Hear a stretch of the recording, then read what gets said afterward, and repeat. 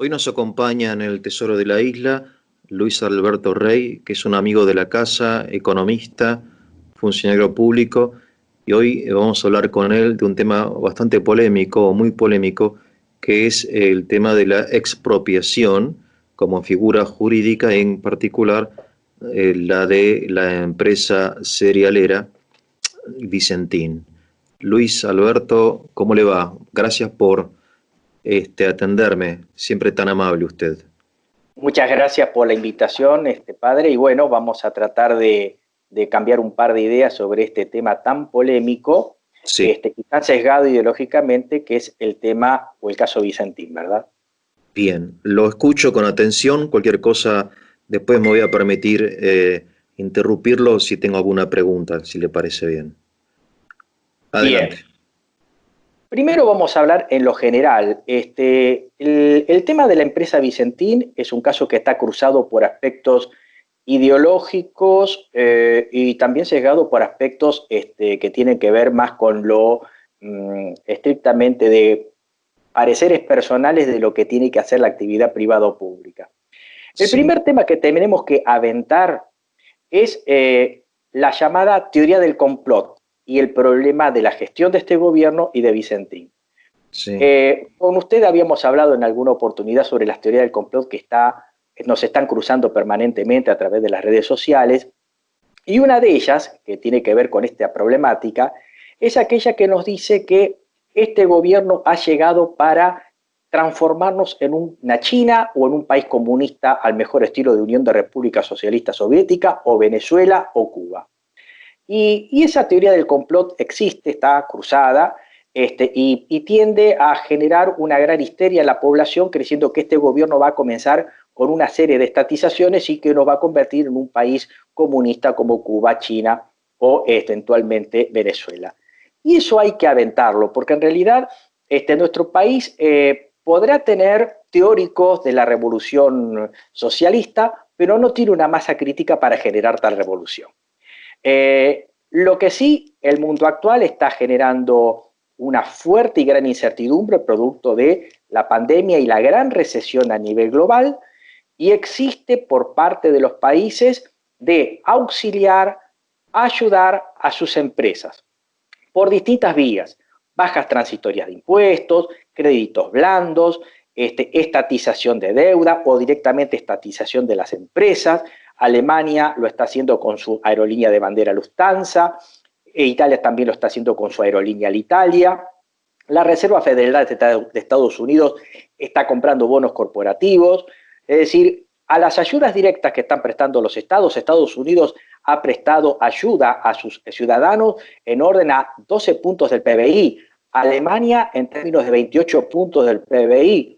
Nosotros nos estamos acercando a 8 puntos del PBI, no es suficiente, como lo habíamos hablado en una anterior charla que hemos tenido con usted. Es decir, la mayoría de los países están tratando de soliviantar, mitigar esta situación terrible económica producto de la pandemia, y estas actividades estatales directamente se direccionan ayudas directas a sus consumidores, a sus ciudadanos. En Francia el Estado está pagando los alquileres de sus ciudadanos a través de ayudas directas, subsidios por desempleo, subsidios para que la gente pueda obtener un mínimo de alimentación o sustentabilidad. Ayudan a las empresas, capitalizan deudas, les dan créditos, compran bonos corporativos o directamente muchas veces lo que se hace es nacionalizarlas. Lo que ocurre es que en nuestro caso, en nuestro país en particular, ante este efecto de la pandemia y las políticas activas que está tomando el Estado, que son positivas, pero como le dije en una anterior oportunidad, son positivas pero lentas e insuficientes, se cruza el tema ideológico. Entonces, cuando el Estado trata de ayudar a alguna empresa capitalizando la deuda, haciéndose de las acciones para después eventualmente venderlas, o propone una política de salvataje para una empresa, llámese estatización, compra de parte de su paquete accionario, capitalización de deuda, etcétera, sale el cuco de que estamos en un verdadero prolegómeno que nos va a conducir a un estado totalitario de capitalismo de Estado, al mejor estilo Unión de República Socialista Soviética, China, Cuba, etcétera. Y en realidad, en nuestro país podrá tener gente que simpatiza con el socialismo, podrá tener una parte de esa gente que quiere una revolución o una acción directa o una vía electoral democrática para llegar al socialista, pero en realidad no hay una masa crítica para que nos lleve a una política de colectivización de la propiedad privada. Lo que sí es cierto es que este gobierno por ahí está tratando de hacer las mejores cosas posibles, pero arranca con un problema de reputación de una administración pasada, que fue la última parte del gobierno kirchnerista, cuando fue presidente Cristina Fernández de Kirchner.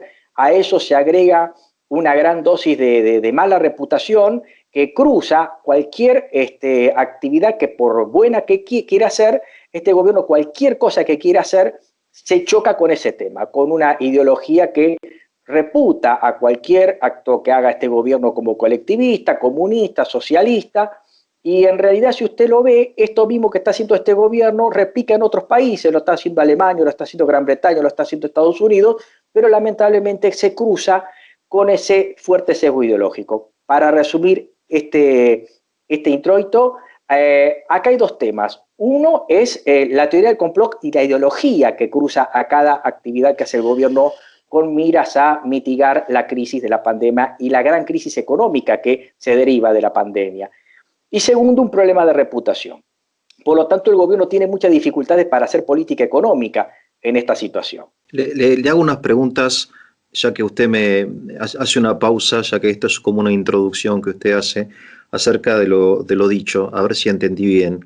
Hay un problema ideológico que complica la situación, que es el problema del socialismo. O sea, el socialismo lo que hace es rechazar el concepto de propiedad privada y considera que la justicia viene mediante la nacionalización, expropiación, estatización de los medios de producción. Digamos, usted habla de la Unión Soviética, es verdad que hay un socialismo del siglo XXI, o sea, esto no es una teoría existente, entiendo. Hay países de Latinoamérica que están como inclinados, ven con ojos favorables a un nuevo socialismo, digamos. Esa es la primera pregunta, si existe o no en Latinoamérica una tendencia a cierto socialismo. En segundo lugar, hay un dicho que dice: el que se quema con leche ve una vaca y llora, ¿no? Digo, esto de la estatización de las empresas privadas, como la Argentina tiene una historia de privatizaciones y siempre en cada operación vamos perdiendo, parece que nos cuesta mucho todo, YPF, aerolíneas, etcétera. Es decir, obviamente, desde el punto de vista psicológico más que ideológico, hay una aprehensión de parte de la gente que defiende su propiedad. La clase media defiende la propiedad privada porque le costó sudor y lágrimas no tener su casa, su empresita. Entonces, todos nosotros queremos tener nuestra propiedad. Y pensamos que, bueno, hoy le tocó a Vicentín, mañana le tocará a otro. Esa es la segunda.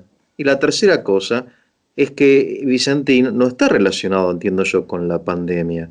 Es decir, estas ayudas de los gobiernos de Alemania, Italia, Estados Unidos, son, digamos, en el contexto de la pandemia, se entienden, bueno, pero tampoco ayudar no es expropiar, entiendo. Expropiar es cambiar de dueño, entiendo, ¿no? Y Vicentín, aparte de eso, sería un cuarto aspecto, es anterior. El problema de Vicentín ya viene entiendo, del gobierno de Macri con los créditos, y en fin, era una empresa que ya venía muy mal hace muchos años, ¿no? ¿Por qué usted lo ubica dentro de la pandemia? Eso no llegó a entenderlo. Bueno, antes de llegar al tema, Vicentín Sí. es víctima también de la pandemia. Ahora vamos a llegar a eso. Pero justamente usted precisamente colabora o está de acuerdo con lo que yo le venía diciendo. No hay una masa crítica que haga que el país vaya al socialismo, porque la mayoría de nosotros somos partidarios de la propiedad privada, del esfuerzo, del beneficio a partir de un sacrificio y de un esfuerzo. creemos mucho en la movilidad social vertical, en la educación. De hecho, la mayoría de nosotros somos hijos o nietos de inmigrantes, gente que vino con una mano atrás, una adelante y se hizo un porvenir. Por lo tanto, claro. tenemos esa impronta. Precisamente en ese caso estamos de acuerdo en decir que habrá revolucionarios socialistas, pero no hay una masa crítica que nos lleve a un sistema de economía colectivista. Eso debemos descartarlo. El otro tema es una vieja tara que viene de la otra, del otro bando, por así decirlo, aquello que pretenden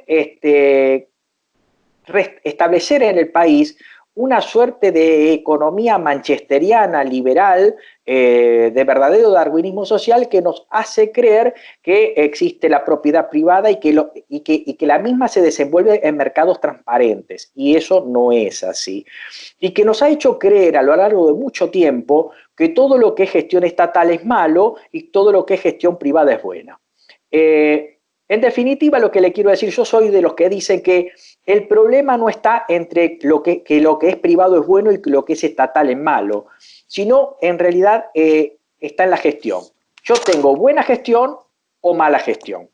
De hecho, en este problema hay un funcionario público que en su momento estuvo en la actividad privada y se fundió haciendo dulce de leche, cosa que es increíble que en el país usted se funda haciendo dulce de leche. Bueno, este señor se fundió haciendo dulce de leche y en la actividad privada. Y la gestión gerencial de Vicentín deja mucho y dejaba mucho que desear a la luz de lo que vamos a ver dentro de un rato. Por lo tanto, lo que tenemos que despojarnos y de manera pragmática emprender la idea de que no todo lo que viene del Estado y no todo lo que hace el Estado es malo y no todo lo que hace el sector privado es bueno. Es decir, acá estamos hablando de un tema de gestión. Si el Estado va a hacer dulce de leche y tiene una buena gestión, lo va a hacer bien. Y si el sector privado quiere hacer dulce de leche y lo hace bien, lo va a hacer bien. Y si lo hace mal, se va a fundir haciendo dulce de leche. Por lo tanto, yo no soy de los que de una manera acérrima condena todo lo que es estatal No, no, y no, no, no. pone en el pedestal de los dioses a todo lo que viene de la actividad privada. No, Porque totalmente, también, discúlpeme, sí, sí, lo sí, interrumpo un segundito porque esto no quiere no decir fue que mi yo, pensamiento. Por no ejemplo, yo quiere decir considero que que yo la sea educación, partidario de establecer empresas estatales. Creo que en sí, algunos sí, casos excepcionales, estratégicos, cuando la actividad privada no entra, no quiere entrar, no puede entrar en determinadas actividades y el Estado las claro, considera estratégicas, el Estado puede establecer empresas estatales, empresas de economía mixtas, para emprender determinadas inversiones. Por ejemplo, claro, fíjese, no, no. Estados Unidos sería el sumum de la actividad privada, todo lo que es tecnología de punta, carrera espacial, es impulsada por el Estado. Cada vez que el Estado manda un satélite al exterior, lo hace a través de una empresa estatal que tiene como proveedores y un Claro, complejo de investigación y desarrollo al sector privado.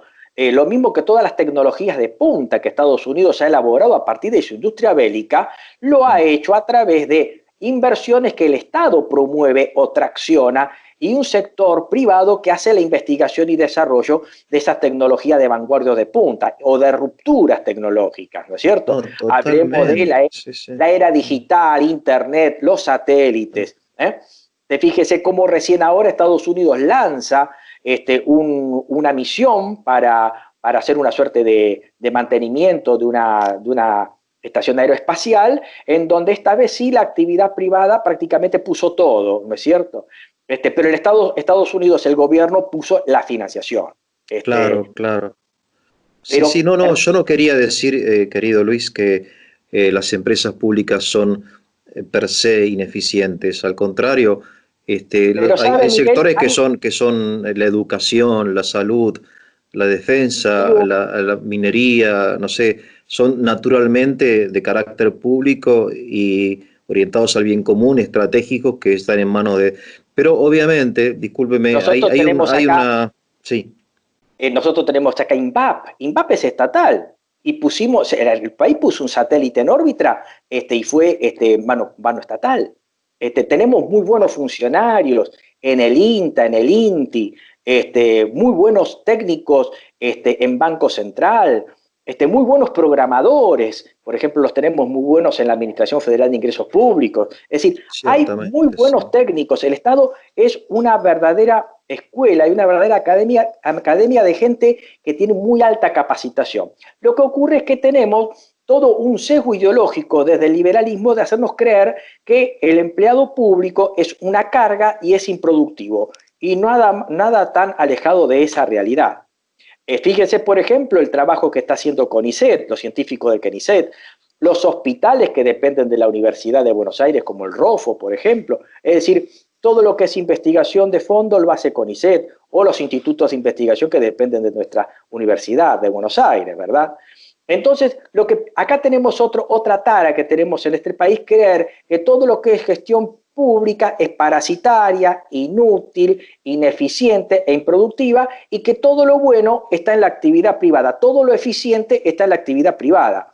Entonces yo le digo a aquella persona que comulga con estas ideas, y muchos colegas economistas que son los que pueblan los medios de comunicación y han generado un discurso hegemónico, un pensamiento único en este sentido, decirle que, por ejemplo, trate de mejorar su servicio telefónico con las pocas empresas de telefonía celular que hay, y permanentemente ese pobre consumidor es prisionero de una gestión muy deficiente que deja mucho que desear en lo que se respecta a la telefonía celular, por Claro. ejemplo.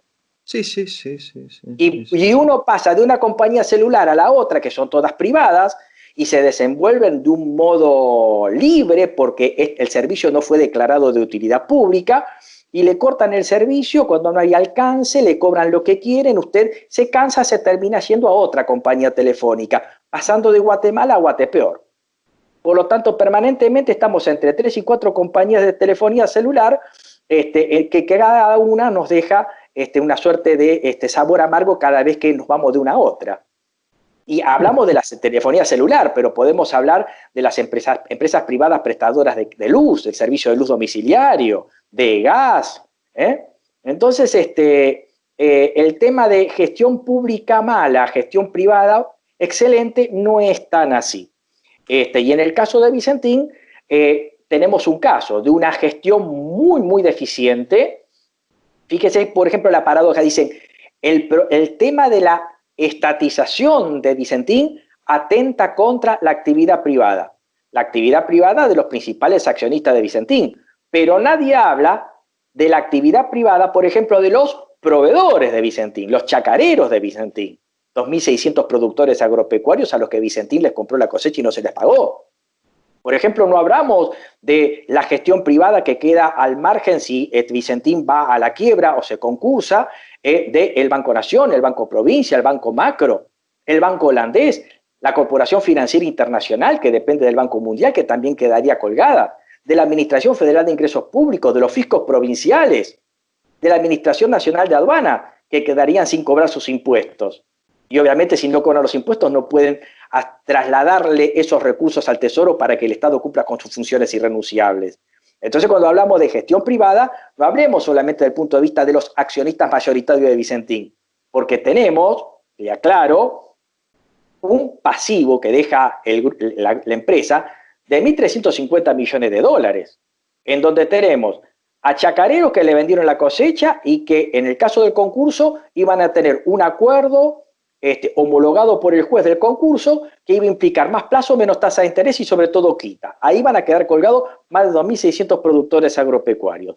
Por otro lado, el Banco Nación con 18.500 millones de pesos, o sea, 350 millones de dólares, que prácticamente iba a tener esa misma suerte. El Banco Provincia, el Banco Macro, la banca privada, estamos hablando de más de más o menos la deuda financiera andaba en 63.000 millones de pesos, y de la mitad es banca pública, y después la banca privada internacional, la Corporación Financiera Internacional, y también el Banco de Tokio, y también el Banco Holandés.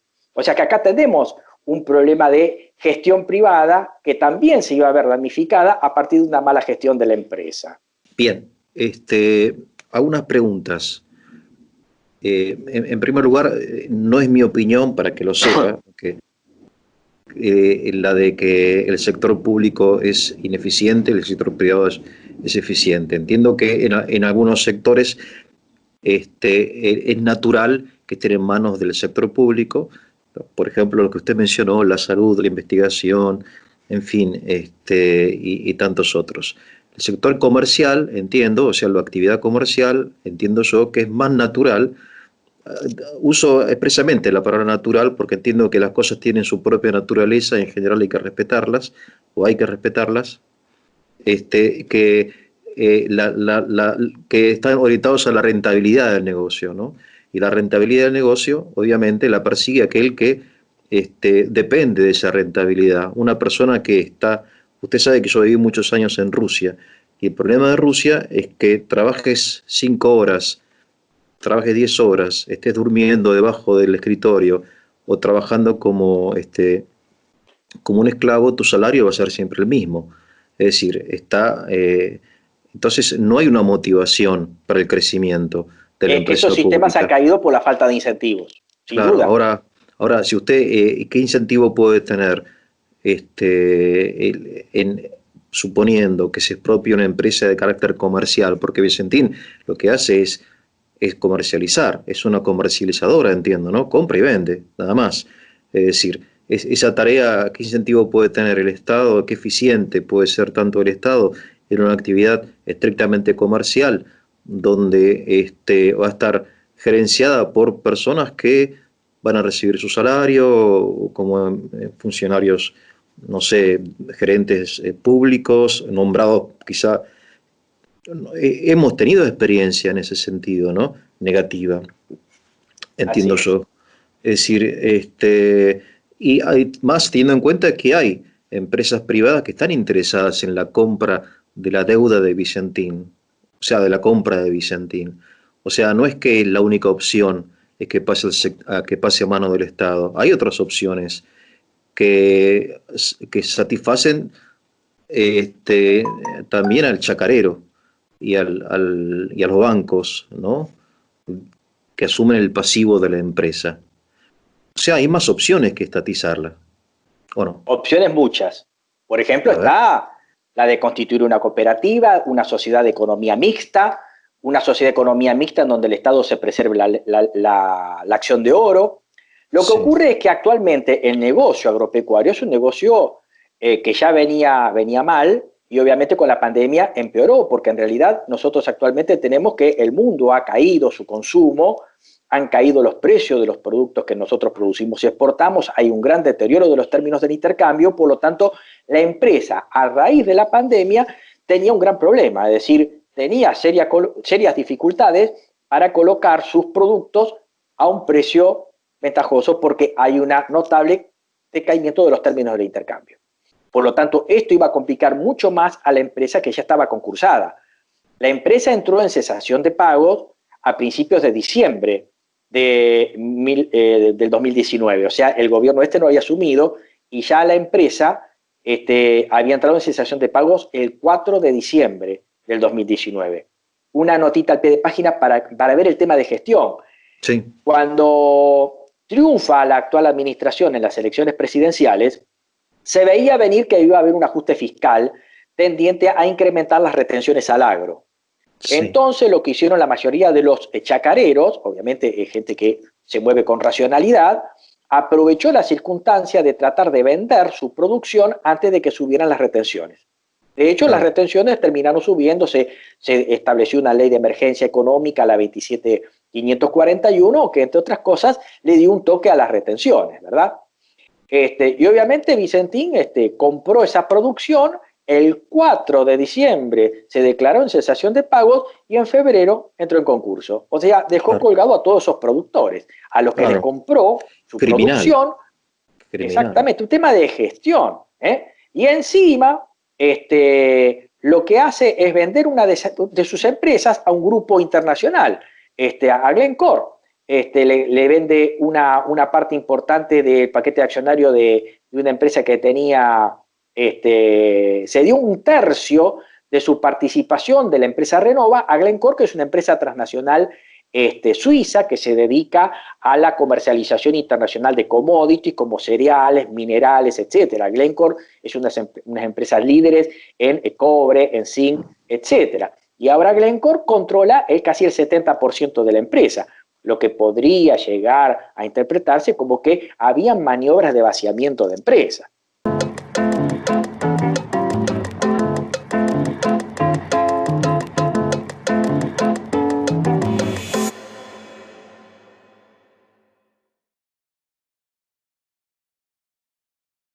Lo que hace Vicentín, se declara en cesación de pagos el 4 de diciembre del 19, en febrero se concursa y toda esta gran masa de acreedores iban a ir al acuerdo homologado que seguramente iba a tener mayor plazo, menor tasa de interés y sobre todo quita. Entonces, esto lo tenemos que tener en cuenta. El otro tema es cómo funciona el negocio agropecuario. Generalmente se nos suele decir, inclusive yo como economista he tenido, por ejemplo, más de una vez en la materia de microeconomía, nos dicen que los mercados de cereales son transparentes, funcionan en competencia perfecta, son commodities, hay libre entrada y salida, los productos se comercializan rápidamente, hay simetría de información, los productores anatómicos no pueden incidir sobre el precio, y la verdad que no es así. El negocio de los granos no es transparente. A nivel internacional hay grandes empresas que manejan el negocio y eso replica en el mercado granario local, que está dominado por empresas extranjeras. En el orden de importancia en nuestro país participan en el comercio de grano las principales empresas que a continuación paso a mencionar. Cargill, COFCO, que es China, Bunge, Dreyfus, Aceitera General Dehesa, que es la primera empresa argentina que aparece, y Sexto Vicentín, ¿no es cierto? Esto es el mercado de granos, es un mercado oligopólico en donde muchas veces estas empresas se ponen de acuerdo para establecer un precio a los pequeños productores, o sea que fuerzan una baja de precio a los productores, compran el grano por ahí más barato en el mercado local y después lo venden a precios más altos en los mercados internacionales. Lo que por ahí trata de hacer este gobierno es tomar conciencia de que este mercado es oligopólico y tiende a la colusión, a la cartelización, perjudicando a los pequeños productores, y lo que trata de hacer es meterse en el negocio para que esta empresa oficie de empresa testigo. ¿Qué significa esto? Que sea una empresa que, evitando una regulación directa sobre el mercado, incentive a las otras empresas a romper este tipo de acuerdos colusivos y a competir. Por ejemplo, si nos ponemos todas las empresas de acuerdo a bajar el precio interno del cereal y a comprarle a los chacareros un precio bajo del cereal para después nosotros vender en los mercados internacionales, nos vamos a quedar con una renta agropecuaria para nosotros. Y si estas empresas son extranjeras, esta mayor renta se la van a quedar empresas extranjeras. Se va a extranjerizar la renta agraria. Lo que se trata de hacer con una empresa testigo es que salga esta empresa a ofrecer al mercado local comprar el producto a un precio más alto. Los chacareros van a ver que sus ganancias van a aumentar y esa renta agropecuaria va a quedar en el país. Y las otras empresas, si quieren comercializar granos, van a tener que comprarle a los chacareros a un precio mayor que esa empresa testigo. Este es el funcionamiento de la empresa testigo. Yo puedo regular el comercio agropecuario a través de una junta reguladora o a través de la instauración de una empresa testigo, que lamentablemente los economistas liberales han solayado y hasta han ridiculizado el tema de la existencia de una empresa testigo. Se lo voy a dar desde el punto de vista del negocio del crédito. Por ejemplo, toda la clase media está endeudada. Toda la clase media tiene problemas con los créditos de la tarjeta de crédito, el financiamiento de la tarjeta de crédito y los altas tasas de interés de los créditos para consumo. ¿Cómo se podría solucionar esto? El negocio bancario tiene muchas entidades financieras, pero es lo que llamamos los economistas un oligopolio mixto. 10 entidades financieras dominan el mercado financiero en cuanto a depósitos y créditos. El resto son pequeñas entidades que siguen. Lo que hay que hacer para evitar que la clase media caiga en la cadena de la deuda de la tarjeta de crédito o del crédito para consumo es hacer que la banca pública, principalmente el Banco Nación, el Banco Provincia y el Banco de la Ciudad, saquen al mercado una tarjeta de crédito a una tasa de financiación más baja. o financiar a la gente que tiene problemas con deuda un crédito para consumo con menores tasas. De ese modo va a inducir esta banca como testigo a que las otras empresas que tienen tarjetas de crédito bajen la tasa de interés de financiamiento o bajen la tasa de interés de los préstamos para consumo. Y de ese modo la empresa testigo va a forzar a que las otras empresas dejen de coludir, dejen de cartelizar el negocio de las tarjetas de crédito y del financiamiento y generar una competencia, no a través de una regulación directa, que puede ser a través del Banco Central, sino a través de la llamada empresa testigo. Este es Bien, uno le de hago los una pregunta. objetivos que Sí, tiene, este es uno de disculpe. los Sí, objetivos que lo escucho. tiene por ahí la idea de estatizar la empresa. Sí, Le tiro un par de datos a los efectos de que muchos dicen la soberanía alimentaria, que ese es otro tema también que se lo ha ridiculizado y soslayado. Campaña 2016-2017, le tiro un par de datos. Nuestro país es el primer exportador mundial de harina de soja y es el primer exportador mundial de aceite de soja. Es el tercer exportador mundial de maíz. Es el tercer productor y exportador de poroto de soja. Es el tercer exportador de harina y de aceite de girasol del mundo. Es el tercer exportador de biodiesel. ¿Se da cuenta el problema que estamos señalando? sí, No es claro. poca cosa. Argentina es un país muy importante en el negocio agrario, granario, Sí, claro. Sí, alimenticio. sí, sí, sí, sí, sí, sí. Y tiene Y el sí, 30% de pobreza. así es, paradoja, ¿no? Argentina Paradoja. tiene el 5% del comercio mundial de grano. Claro. Son 200 países que hay en el mundo. Argentina tiene el 5% del comercio mundial de grano. Es decir, y en algunos casos, ya le digo, está entre el primero y el tercer puesto. Sí, Ahora, sí. con esa empresa, yo no digo que sea fanático de la estatización, no.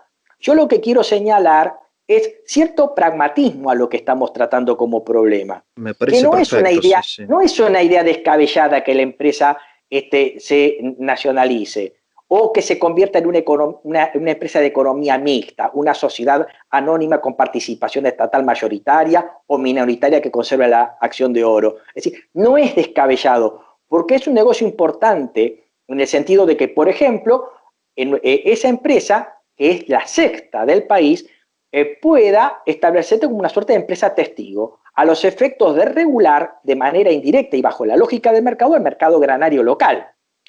El otro tema es el de la soberanía alimentaria. Generalmente los economistas de cuño liberal han soslayado, hasta han ridiculizado esta idea. La empresa Vicentín es una empresa importante, es la sexta empresa importante en nuestro país, junto con las que he mencionado. Comercializa 8,4 millones de toneladas de granos y tiene el 9% total de las ventas. Ahora, muchos dicen, ¿de qué soberanía alimentaria me hablan si buena parte de lo que vende Vicentín lo vende en el exterior? Y acá viene el tema que generalmente hasta está mal defendido por quienes han Sí, propuesto la nacionalización de Vicentín. El sí. problema de la soberanía alimentaria no viene por el tema de que tengamos la necesidad de no exportar granos porque nos morimos de hambre, porque nuestro país es excedentario, totalmente excedentario. Es decir, somos 45 millones de habitantes, pero tenemos una capacidad de producción y exportación para alimentar 400 millones de personas. Ahora, ¿en dónde está el tema de la soberanía alimentaria frente a una empresa que prácticamente vende en el exterior todo lo que le cae en mano? Es el tema de la renta agropecuaria. La renta El plus, agropecuaria. la renta agropecuaria, el plusvalor de la renta agropecuaria que a través de empresas estatales tratamos de que no se extranjerice. Cuando el gobierno dice tratamos de que el negocio granario no se extranjerice, lo que quiere decir es que tratamos de que no se extranjerice la renta en este caso agropecuaria. Vamos a dar un ejemplo que a los argentinos nos va a quedar muy claro. En la década del 90 se produjeron las llamadas privatizaciones. Las privatizaciones no fueron otra cosa más que la transferencia de monopolios estatales a monopolios privados. Y muchos de ellos eran emprendimientos mixtos donde había una fuerte participación de capitales extranjeros. Ahora el argentino recordará cómo fueron esas privatizaciones. Antes de que vinieran las privatizaciones de Entel, que se dividió en dos, Segva, que se dividió básicamente en tres, Edenor, Edesur, Edelap, lo que se hicieron es aumentar las tarifas. y después se privatizó. O sea que esas empresas compraron esos monopolios estatales a moneda dura, a dólar, y con fuerte nivel de rentabilidad producto del sinceramiento tarifario. Lo que generó un fuerte flujo de caja a favor de esas empresas que después sí procedieron a generar políticas de inversión para mejorar el servicio. El servicio, es cierto, mejoró, pero la prestación fue monopólica y con un alto nivel de tarifa que generó una superrenta que, como estaba en manos de empresas extranjeras, se fue al exterior y no generó derrames positivos adentro de la economía nacional. Era carísimo hablar por teléfono a una persona que estaba en otro lugar. Era carísimo hablar, por ejemplo, de Capital Federal a Mendoza. Era muy barato hablar dentro de la zona del AMBA, pero si yo quería hablar al interior, esa llamada telefónica costaba más cara que una llamada internacional. Esa superrenta, esa plusvalía, se extranjerizaba. Y acá pasa lo mismo. Si yo tengo empresas extranjeras que cartelizan la compra de cereales a bajos precios para después venderlas a mucho más altos precios al exterior, esa superrenta o esa superplusvalía se extranjeriza. Entonces, con la participación de una empresa testigo, hacemos que esa superrenta exista, pero por lo menos una parte quede en manos de los argentinos. Del mismo modo, cuando hablamos de soberanía alimentaria, no estamos hablando del hecho de que la empresa descuide la demanda interna de alimentos, dado que la empresa es preferentemente exportadora. Cuando se está hablando de soberanía alimentaria, estamos hablando de la nacionalización de la superrenta o el plusvalor que genera el sector agropecuario. Bien, le hago preguntas para ver si entendí bien. Suponiendo que el Estado argentino nacional compre Vicentín o expropie Vicentín, va a tener que pagar la deuda de la empresa. O sea, va a tener que pagarle a los accionistas de la empresa y después asumir todo el pasivo con los bancos, con los chacareros, y eso lo va a hacer con el dinero de los contribuyentes, entiendo, ¿o no? En realidad, si se llegara al proyecto de expropiación, la empresa tiene muy buenas perspectivas. Es una empresa que produce, exporta commodities, es la sexta empresa a nivel nacional. Las perspectivas que tiene la empresa a futuro son muy buenas. Las perspectivas Es una presentes empresa son que vale malas. mucha plata. Es una Vale empresa mucho que, dinero. O sea, a más ver, allá del pasivo. si nosotros saquemos de lado la idea de que la Sí, empresa sí, se estatice, vamos a sí. suponer que Miguel y Luis tienen suficiente dinero como para meterse en la quiebra y comprar Vicentín. Sin duda lo haríamos, Miguel. ¿Sabe Lo por haría. qué? Porque es una empresa que está mal, actualmente mal, está barata y está en una situación económica que la hace más barata todavía. El valor de una empresa está en función del valor presente descontado de sus superutilidades futuras. Y Claro, las obviamente, perspectivas, sí, sí. y las perspectivas de ganancias inmediatas que tiene la empresa son muy malas. Muy malas porque la empresa está muy endeudada, la empresa necesita capitalización y fondos frescos y está en una situación nacional e internacional muy malas. Hay una pandemia, hay una caída del comercio internacional de productos, por ejemplo granos, y hay un gran deterioro de los términos del intercambio. Por lo tanto, la empresa está pasando por un mal momento, pero tiene unas muy buenas perspectivas. Esta Bien. empresa, bien gerenciada, es apetecible no por el Estado, por cualquiera que venga y quiera adquirir la empresa. Por eso el otro tema es tratar de que el negocio granario no caiga totalmente en manos privadas. De hecho, ya Vicentín había dado una señal cuando vende un tercio le vende a Glencore un tercio de Adeco. Ya Ahora, había una... usted planteó la dialéctica muy interesante entre el sector privado y público, entre lo nacional y lo internacional. Pero son obviamente conceptos distintos, porque puede ser privado y nacional también. Hay grupos de empresas argentinas que también podrían comprar Vicentín y quedarse y la renta quedaría en la Argentina, ¿o ha no? hecho una, ha hecho una excelente pregunta. Cuando me refería a la venta que hizo de Renova a Glencore, ha hecho una excelente intervención. Usted ha dado en el clavo de decir, usted me dice, ¿y por qué no le damos esto al sector privado nacional, o sea, a la burguesía nacional. Vamos a hablarlo en términos...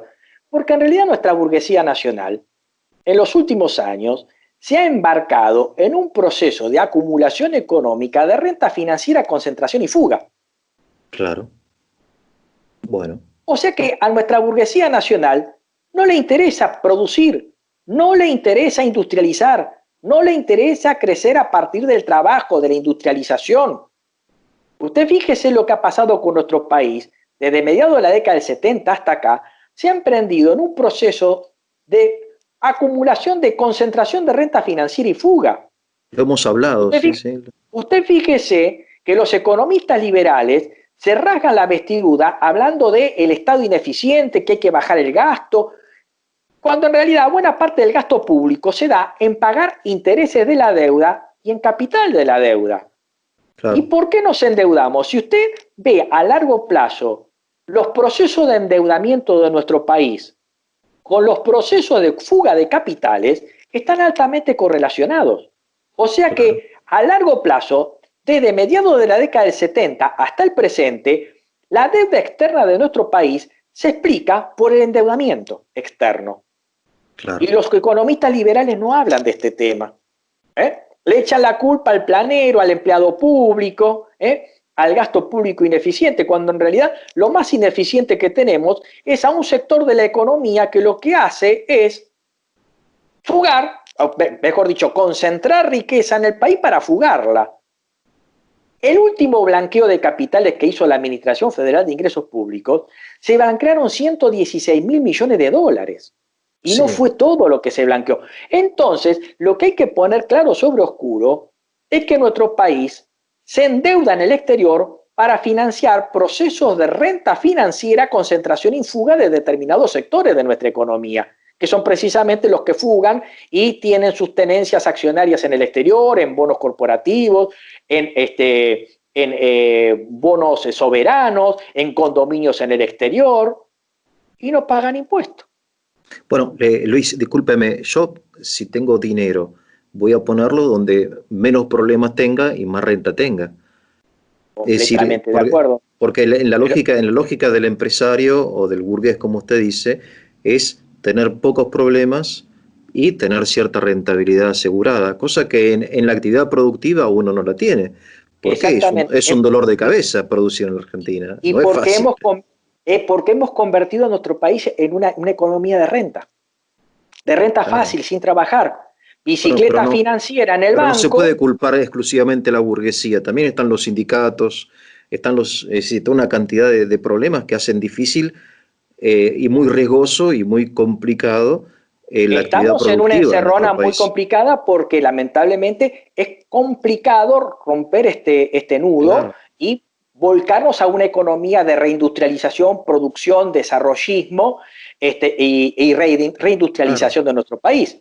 Claro. Por lo tanto, cuando nuestro país quiere salir de estas encerronas, no puede. Fíjese actualmente, hay una gran emisión monetaria que no es tan grande como dicen por ahí algunos, y buena parte de estos fondos, para que no vayan a presiones inflacionarias, el mismo Banco Central tiene que volver a esterilizar estos fondos emitiendo otros bonos o pases pasivos que generan un alto nivel de tasas de interés, que obviamente lo que están detrás de ese negocio no es la abuela o el abuelo o un empleado de un kiosco.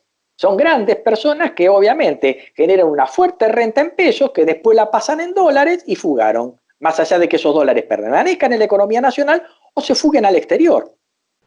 Entonces, esta es la realidad de la que tenemos que tratar de salir. Entonces usted me dice, ¿no existe la posibilidad de que esta empresa pueda ser comprada por capitales nacionales? O sea, capitales privados argentinos. Sí, es posible, pero lo que ocurre es que nuestro sector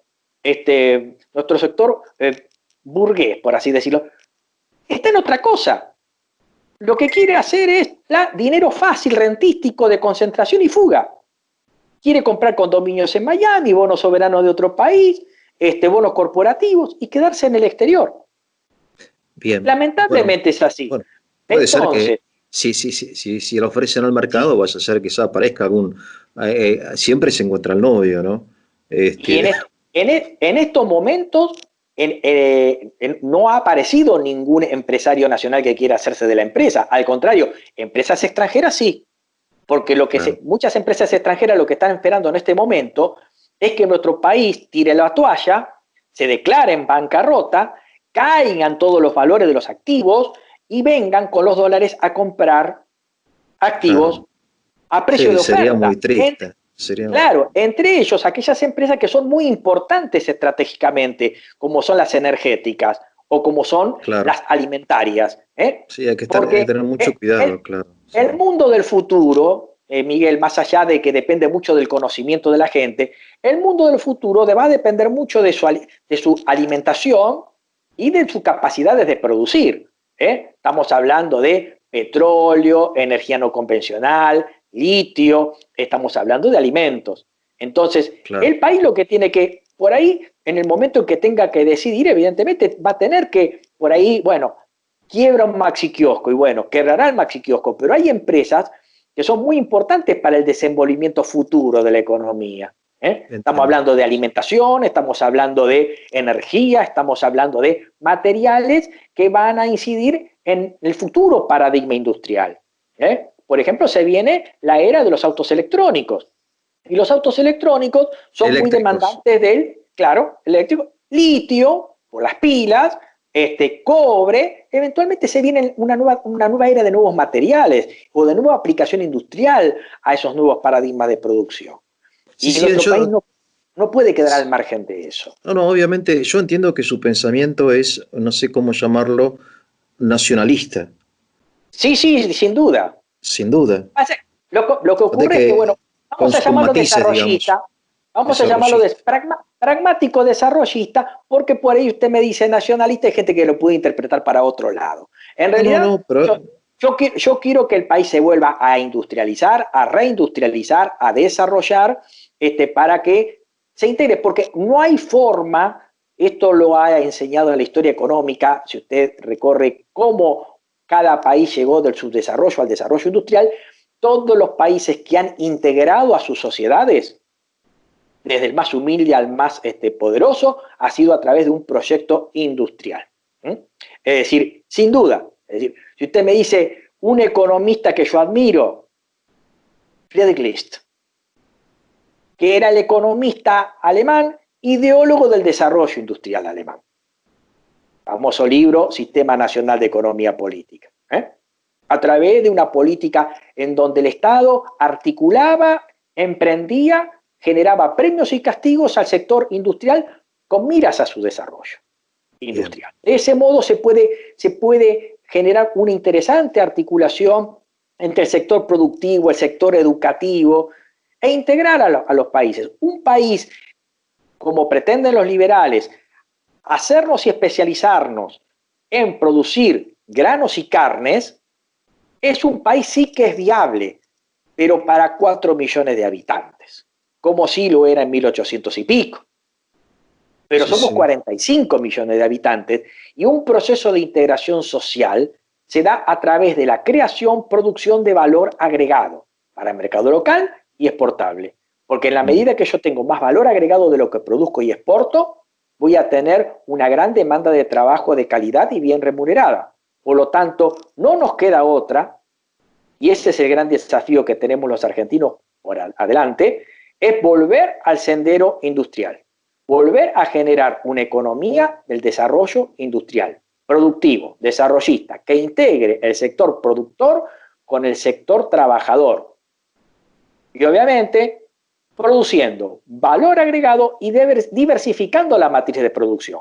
No podemos estar permanentemente produciendo y exportando harina de soja o poroto de soja o harina de trigo o trigo en granel.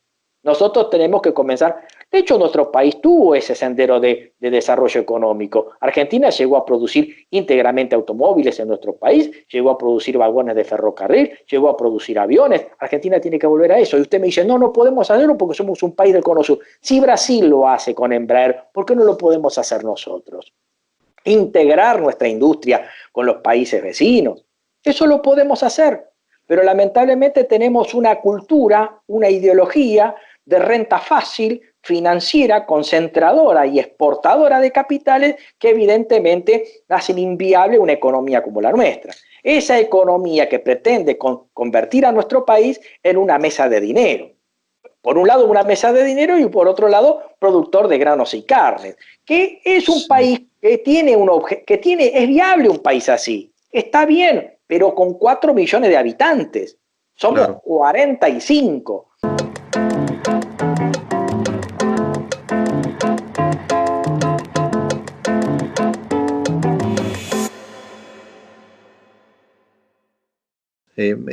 Quiero decirle que es muy interesante lo que usted dice y quiero aprovechar para hacer publicidad del ciclo de entrevistas que hicimos el año pasado con usted, que está titulado ¿Por qué somos pobres?, aquí en el canal El Tesoro de la Isla, Se engancha con él, exactamente. Donde usted desarrolla detalladamente la historia de la economía argentina bajo esta concepción que usted tiene, y donde el tema de Vicentín, entonces eso se inscribe dentro de una cosmovisión de la economía. O sea, no es algo aislado, sino que usted lo entiende dentro de un proyecto nacional. Sistema de ideas, exactamente. Es un sistema de ideas, digamos, ¿no? Que eso es lo que más, eso es lo que tiene interesante esta entrevista, que tratamos el tema, digamos, dentro de una idea desarrollista, nacional, en fin. Pero le quería hacer una pregunta que no me queda claro, es más, tengo mis prejuicios, ¿no? Ese concepto de empresa testigo, ¿existe en algún rubro, en algún sector de la Argentina, alguna empresa testigo perteneciente al Estado que regule de algún modo, controle o nivele la actividad privada del mismo sector? Usted mencionó, por ejemplo, lo que podría ser el Banco Provincia, o podría dar créditos a una tasa menor, de algún modo sería un banco testigo de los bancos privados, ¿no? El tema, pero en la realidad, ¿es eficiente el podría existir, o ha existido en su momento? ¿Ha existido? Cuando nosotros, ha existido, por ejemplo, antes de la privatización del banco hipotecario, el banco hipotecario actuaba como banca testigo en el crédito a largo plazo para vivienda. Ajá, claro. E inducía a los otros sectores a afinar el lápiz y también a salir a competir con líneas de crédito para los sectores de clase media que a través de su ahorro personal querían llegar a su primera casa habitación propia. Sí. Lamentablemente, en la década del 90, el banco hipotecario se privatizó y dejamos de tener una banca hipotecaria. Pero los instrumentos están. Yo puedo regular a la economía cuando los mercados no funcionan bien de dos modos: o estableciendo organismos reguladores o induciendo un sistema de empresa testigo, que puede ser una empresa estatal o una empresa de economía mixta, bajo una lógica privada, calculando bien los costos, presentando balances, distribuyendo utilidades, como bien podría ser Vicentín. Vicentín tranquilamente podría ser transformarse en una empresa de economía mixta, una sociedad anónima con participación estatal, en donde se podría dar un proceso de capitalización de deuda, o sea, transformar los pasivos en acciones, darle al Banco Nación las acciones que le corresponden por sus créditos, al Banco Macro, a los trabajadores mismos, a impositiva, y después, a través de esas acciones que toma el Estado las puede conservar, inclusive llegar a inducir que ese control vía a través de que Vicentín, una vez convertida en una empresa, una sociedad anónima de economía mixta, hasta cotiza en bolsa. Claro. Sí, ahora le hago una pregunta, Luis. Y que después el Estado venda esas acciones en el mercado bursátil a través de una eficiente gestión, porque detrás de todo hay que hacer una eficiente gestión de una empresa que es viable. Ya le digo, yo, Miguel, lo invitaría a usted, si tuviéramos dinero, a comprarla a la empresa, porque es comprable, tiene muy buenas perspectivas. Así que es viable, podemos es posible. Pensar fuera de cámara. Nos falta el capitalista, la idea la tenemos, lamentablemente nos falta dinero. Pero la idea es, a ver, suponiendo, ¿no? Déjeme un poco imaginar cómo sería la situación. Vicentín le compra a los productores a un precio mejor, ¿no? El producto, de modo que el 100% o el 85% de los productores se iría a Vicentín, o bien obligamos a las otras empresas a también a ofrecer un mejor precio, claro. A ofrecer un mejor precio, ¿no? Sería así. Ahora, Vicentín le vende al exterior al precio del commodity, al precio internacional, al mismo precio que los demás. De modo que la rentabilidad de Vicentín sería menor que la rentabilidad de las otras empresas, porque comprando más caro y vendiendo al mismo precio, la rentabilidad es menor, ¿no? Es cierto, pero buena parte de la renta, la plusvalía, quedaría en el país. Del mismo Bien, modo también que no tenemos que pensar en Vicentín en una mera empresa que acopia cereales para venderlos. Es un grupo muy complejo económico, en claro, donde pueden haber otras actividades a las que se podría diversificar los capitales, por ejemplo, todo lo que es agroindustria, producir claro, productos son alimenticios empresas con valor enormes, claro, agregado, claro. Es claro. decir, no es una empresa familiar en donde uno, como empresa familiar, imagina a la abuelita Sí, haciendo sí, sí, sí, pastelitos y a los niños haciendo las tareas para el día sí, sí, siguiente. sí, No, Vicentín no es eso. es otra cosa, Es una gran empresa, una empresa muy importante. claro, En donde básicamente lo que se estratégica, ha estratégica, claro, estrategia en cuanto a lo que se llama soberanía alimentaria, pero no entendamos soberanía alimentaria que Vicentín nos dé de comer, sino en tema de tratar de generar una empresa que regule el precio interno de los cereales, de los granos, ¿no es cierto? Y generar una nacionalización de la renta agropecuaria. Y que esa renta agropecuaria no se extranjerice y no genere que el negocio quede totalmente en manos extranjeras. Esa es básicamente la idea que tiene este gobierno. Le digo, es un tema que es discutible o no. Lo que yo quisiera que quede en claro en esta charla, de que no debemos demonizar estas ideas porque no son descabelladas, ni son hostiles a la libertad de opinión, a la libertad de empresa, al sistema capitalista. Es algo que se ha hecho en algún momento, hay países que lo están haciendo, están rescatando sus empresas, las están ayudando, las están capitalizando deuda, les están dando crédito, están comprando sus bonos corporativos, en una circunstancia muy difícil. Esto no quiere decir por ahí que si la empresa se transforma en una sociedad anónima con participación estatal y eventualmente cotiza en bolsa, el Estado en algún momento, cuando las acciones se recuperen, las venda y haga un buen negocio, habiendo comprado una empresa en dificultades en el año 2020 y haber vendido esas acciones en el año 2030 a un muy alto precio. O convertir también a sus trabajadores en accionistas, en donde existe la posibilidad de que los trabajadores conviertan la deuda que tiene la empresa con ellos en acciones y que los mismos trabajadores terminen siendo accionistas de la empresa o también capacitándose y ocupando puestos de dirección o puestos jerárquicos, como pasa en otros países del mundo. El modelo renano, el modelo alemán, el modelo japonés, tiene esa concepción del trabajador, una idea asociativa entre el trabajador y la empresa, en donde no hay claro. conflictos de clase y el trabajador entra como un numerario más y por ahí termina como gerente, como Sí, accionista, sí, sí, y si termina yendo como accionista y con un bonus anual. Es sí, posible eso, una idea de un capitalismo colaborativo nacional que propugnamos desde la cátedra y desde siempre, ¿verdad? Y esto no tiene nada que ver con una idea de una economía centralista, capitalista de Estado, comunista, pro-cubana, pro-venezolana o china. No tiene nada que ver esto. Por eso claro. yo, digamos, tratemos de ser pragmáticos sobre esto y no veamos todo blanco o negro. Comunismo acérrimo, eliminación de los medios de producción, capitalismo de Estado, fin de la propiedad privada, fin del mercado, planificación central al mejor estilo soviético. Y por otro lado, un capitalismo manchesteriano con una ausencia total del Estado en donde dejamos la libertad para la zorra en el gallinero, porque eso es lo que postulan estos sectores, prendiéndole una velita al Alberdi. Si Alberdi viniera, no pensaría así, porque los mercados no son de competencia perfecta como los miraba Adam Smith en 1776 en La riqueza de las naciones. Claro. Actualmente hay grandes empresas que facturan igual que un país, hay grandes colusiones, hay oligopolio. Lo que más abunda hoy en día en microeconomía son mercados oligopólicos, en donde los precios por ahí son más altos de los que son mucho más altos de lo que corresponderían, porque Hay mucha si gente que no, disculpe, que no sí, sabe lo que es oligopolio. Le pido que lo explique en dos palabras, por favor. ¿Qué sería el oligopolio? La mayoría de los mercados que nos cruzan como consumidores a nivel microeconómico son oligopólicos. O sea, La son pocas telefónica, por ejemplo, empresas, los celulares, por ejemplo. claro, típico oligopólico. Son pocas empresas en donde la acción de una es percibida por las otras y puede generar represalias.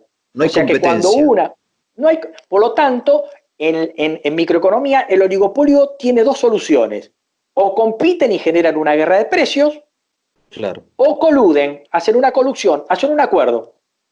Puede ser un claro. acuerdo de precios, se ponen de acuerdo en un precio común y compiten sobre la base de ese precio común y obviamente se diferencian por prestación de servicios, marcas, etcétera.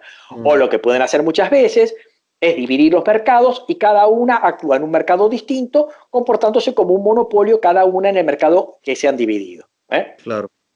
Entonces, las soluciones de los mercados de competencia imperfectas son así, o coluden o generan guerra de precios. Pueden ir de un extremo al otro. De hecho, esto generó que en la década del 50 se desarrollara toda una teoría a partir del estudio del comportamiento de estas empresas oligopólicas que se ha dado a llamar estos modelos de teoría de los juegos, que en el año 1994 le dio un premio Nobel a un matemático que se llamaba John Forbes Nash, o estos mercados de competencia imperfecta o de precios no transparentes que ha dado, por ejemplo, este premio Nobel de Economía en el año 2001 a economistas como Spence, como Stiglitz y como Akerlof, por ejemplo. Es decir, no tenemos que pensar a los mercados como los veía Adam Smith, de competencia perfecta o por lo Claro. menos de competencia monopolística. Los mercados actualmente están en manos de empresas grandes que son oligopólicas, que no generan una fuerza transparente y copernicana de libre juego de oferta y demanda que hace que el consumidor feliz acceda a una gran cantidad de bienes a muy bajos precios. Claro, No claro. es así. Las No, no, no. empresas tienden muchas veces a coludir, a cartelizar, a no competir. Entonces, lo que nos decía Adam Smith, que lo mejor era la competencia, en realidad a partir de Nash y de estos economistas nos han dado a la idea de que en realidad muchas veces las empresas no quieren competir y lo que quieren es coludir para Claro. volcar al mercado unos pocos productos, subir artificialmente su precio y repartirse entre ellas lo que se llama el beneficio extraordinario. Sí, De ahí sí. la idea pragmática de que el Estado tiene que intervenir de algún modo para regular, o Claro. estableciendo una agencia de regulación, o estableciendo también la idea de una empresa que por ahí actúe como testigo e induzca a los particulares a competir, a bajar los precios, a aumentar la cantidad de productos que se vuelcan al mercado y también que esos productos que se vuelcan al mercado también sean de buena calidad. Claro, a ver, yo me acuerdo que he leído un poquito de economía hace muchos años y ahí decía muy claramente que la libertad del mercado funciona en condiciones de competencia perfecta. Por Tal eso, cual. en los Estados Unidos no hay nada, la gran herejía o el gran es el monopolio, entiendo yo, ¿no? Hay una guerra permanente contra los monopolios, porque el monopolio Desde destruye, 1890 la ley destruye el Sherman, la mercado. ley... Claro, exactamente. Claro. Estados Unidos tiende que por lo menos dentro de su economía las empresas no generen una posición dominante en el mercado, porque Sí, genera sí, estos problemas. sí, recientemente hubo, creo, no sé si, no me acuerdo, contra Facebook o Google, estas grandes empresas nuevas de tecnología o de informática o de comunicación, que son, digamos, monopolios que contienen, digamos, tienen un poder enorme, ¿no? O este Bill Precisamente Gates, son sobre personas el que tema de tienen los buscadores, demasiado poder, demasiado poder. exactamente, fíjese, se ha planteado el tema de que el problema de los buscadores es que obtienen grandes beneficios, no solamente por el tema de la publicidad, sino también de una ventaja económica que tiene por parte de las empresas que hacen que el buscador las haga figurar primero en las búsquedas. Sí, claro, sí, Eso tiene sí. un precio. Sí, Entonces claro. genera una suerte de monopolio de los buscadores en donde el buscador obtiene una ganancia no ya de los ingresos por publicidad, sino del dinero que le ponen ciertas empresas para que cuando usted busque, esa empresa figure primero. Sí, Porque sí, sí. generalmente cuando usted busca algo en Google, usted lo primero que pincha son las primeras 4, 5, 6 que le aparecen. Sí, claro, sí, sí, sí, sí, sí. Después no. Entonces fíjese, pruebe usted buscar algo y permanentemente aparecen siempre las mismas. Vuelva a Sí, sí, buscar lo claro, sí, mismo sí. y siempre aparecen las mismas 10. Eso tiene un precio. De hecho, No, no lo sé, los sí. buscadores están generando una posición dominante con respecto a estas empresas que tienen que poner dinero, bajar su rentabilidad para que su empresa figure primero en las búsquedas. Genera una Claro, competencia desleal porque en definitiva la empresa que generalmente es elegida es la que figura primero. Y la que figura primero es porque ha pagado. Las claro. que no tienen dinero para pagar no figuran, figurarán más adelante. Y nosotros como consumidores, generalmente cuando hacemos una búsqueda, no buscamos 100, generalmente nos quedamos con las primeras. Sí, sí. Sí, yo quería insistir solamente en el hecho de que hoy hay una concentración del poder económico y por lo tanto político muy grande, y entonces esto del libre mercado obviamente no funciona porque, bueno, mismo el caso de la telefonía, ¿no? Está Movistar, Claro, no sé, Personal, y bueno, como usted dice, uno va de fracaso en fracaso, de Y frustración en aparte está frustración, el tema que hay un y gran poder ellos de lobby están, para que esas empresas no se conviertan en servicio público, porque si claro, se las llega a declarar de servicio público, hay determinadas cuestiones a las que no van a poder hacer. Cortarle claro. el servicio por falta de pago, o cuando está en un plan se excedió, le quitan el servicio. Si fueran declaradas de servicio público, no podrían llevar a determinadas prácticas. O sea que hay un gran poder de lobby también, ¿no es cierto? Sí, sí, ciertamente. Lo mismo Luis, pasa con las empresas tabacaleras. sí, La sí, gente que contrae cáncer de los cigarrillos, por ejemplo, en Estados Unidos, esa gente que contrae cáncer gana los juicios. claro. Acá no los gana. ¿Por qué? ¿Cómo es la justicia? Entonces, pasa. Allá se ganan los juicios, acá no. ¿Eh? ¿Por qué? Por el poder del lobby. Poder del lobby. Poder del lobby. La persona contrajo cáncer en Estados Unidos y acá. Acá usted le hace juicio a una tabacalera, no gana el juicio. En Estados Unidos sí. Bueno, nadie lo obligó a fumar, ¿eh? Por supuesto, pero hubo toda una cultura que inducía al consumo. Actualmente, las campañas antitabaco han generado una gran caída del consumo de tabaco, pero también han inducido a que exista una gran carga en favor de no publicitar. Fíjense que no se puede hacer publicidad. No, no, no, ya lo sé, Eso sí. ha generado una gran caída del consumo de tabaco. Pero hay gente que sigue fumando, pero antes no.